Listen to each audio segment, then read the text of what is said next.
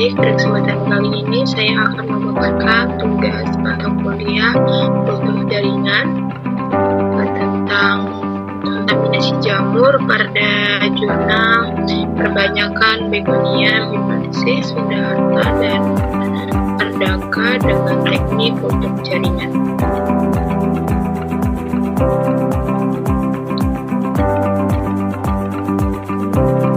Sebelum itu, kita harus tahu terlebih dahulu apa itu tentang kontaminasi jamur. Kultur jaringan adalah teknik yang digunakan untuk menumbuhkan dan mengembangkan bagian tanaman X1 dalam kondisi aseptik steril di laboratorium. Teknik ini dimanfaatkan media yang kaya nutrisi untuk mendukung pertumbuhan dan perkembangan X1 menjadi tanaman lengkap.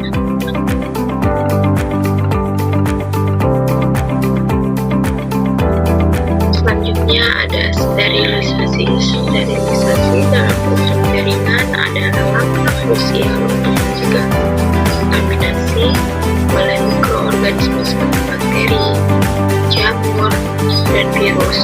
Tanpa sterilisasi yang tepat, X1 dan media kultur dapat dengan mudah terkontaminasi, lambat, atau bahkan mematikan.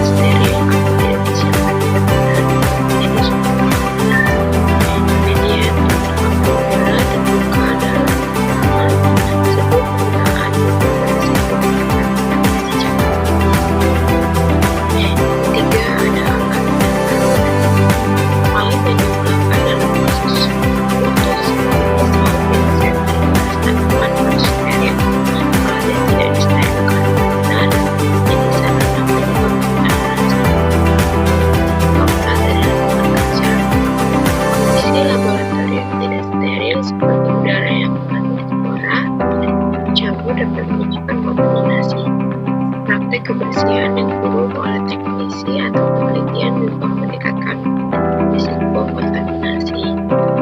Kontaminasi silang terjadi ketika eksplan atau media kultur yang sudah terkontaminasi bersentuhan dengan eksplan lain yang steril.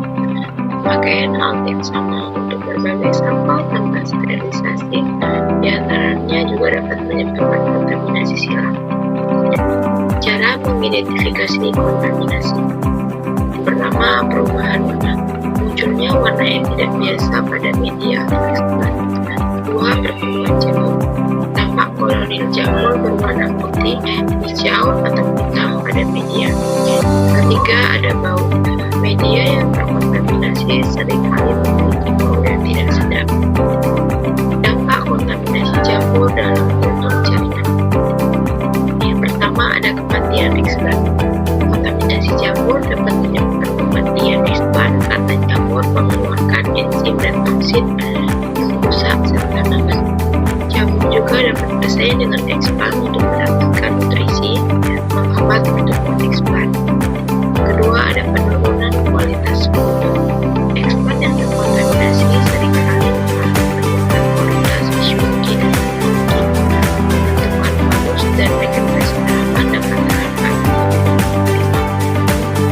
Tiga, ada kegagalan proyek. Kontaminasi yang meluas dapat menyebabkan kegagalan seluruh fungsi kultur, mengakibatkan langsung ke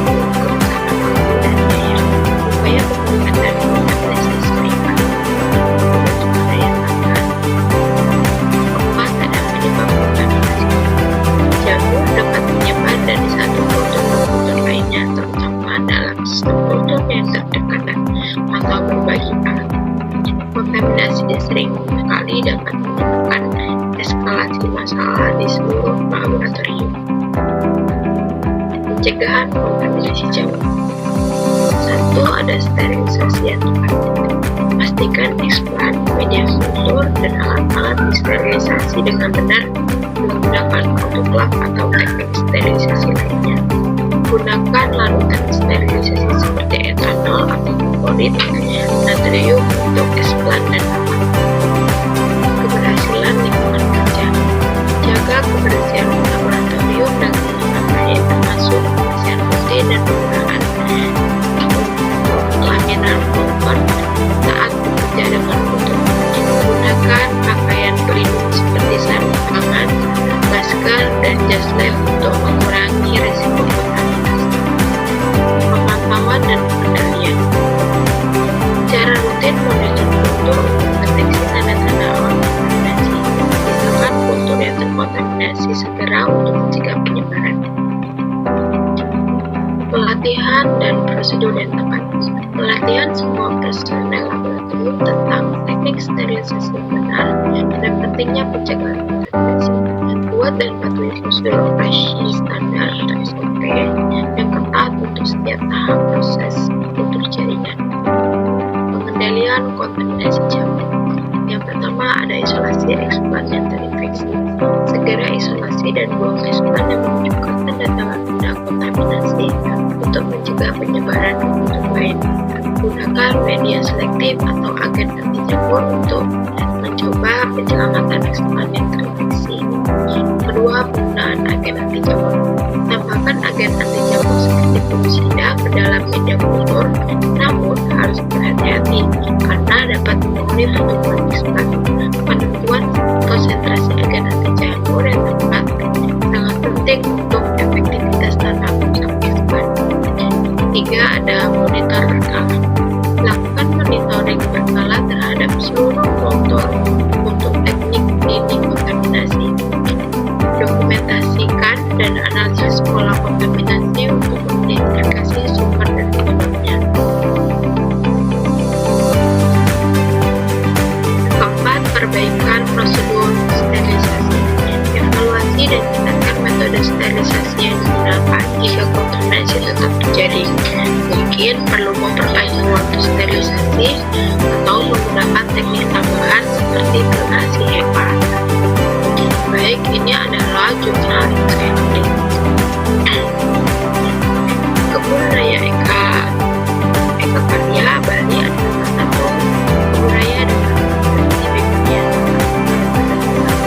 Ini awal 2006 mengusulkan kebun raya Bali sebagai pusat konservasi dan pengembangan begonia di Indonesia. Sejak 10 tahun terakhir, koleksi begonia di kebun ini terus bertambah melalui berbagai upaya tidak eksplorasi floral di gunung sampai penerimaan tangan dan pengembangan lebih baik di dalam sehingga begonia begonia sudahata dan pandaka merupakan spesies baru yang ditemukan di Indonesia, Kabupaten Pinang, Indonesia. Spesies ini endemik dan saat ini hanya diketahui dari satu spesies saja, sehingga termasuk kategori vulnerable kriteria IUCN. Untuk mengembangkan dan melestarikan spesies ini, salah satu depan adalah kebijakan dan teknik jaringan. Media kultur jaringan dan metode sikap ini dan audit untuk mendukung perkembangan eksplan.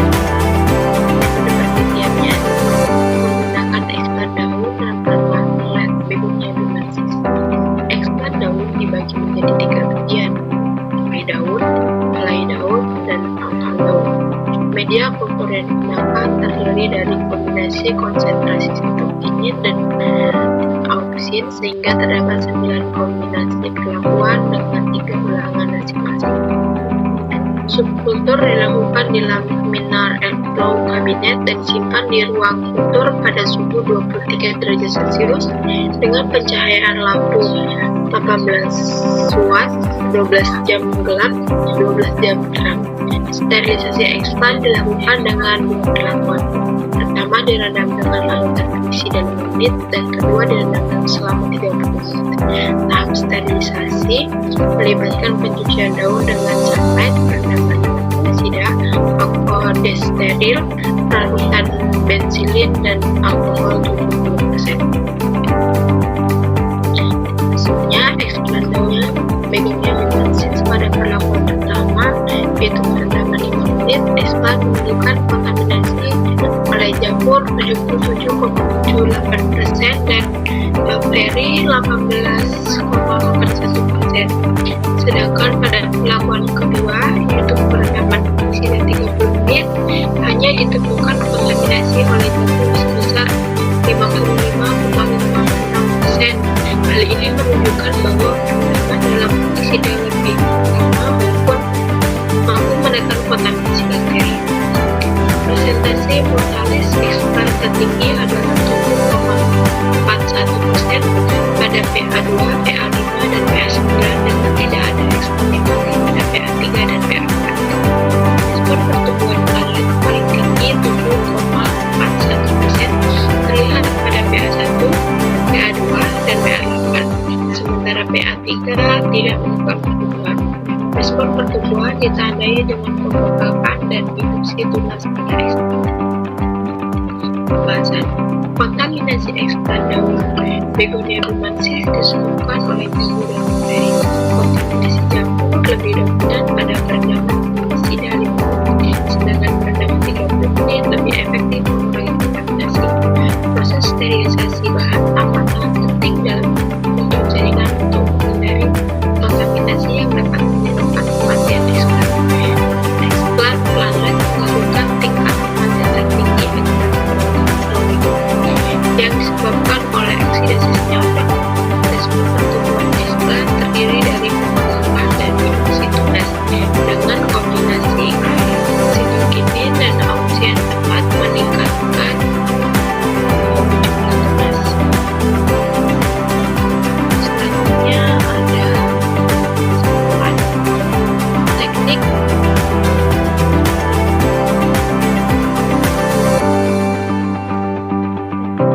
teknik sterilisasi yang tepat dan penggunaan kombinasi ZPT, sitokinin, dan oksidasi sesuai sangat penting dalam pembunuhan Begonia vivacis melalui teknik untuk jaringan.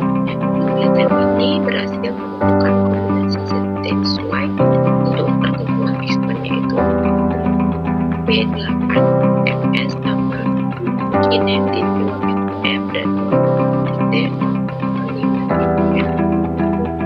Berikut ini adalah contoh eksplan yang terkontaminasi jamur.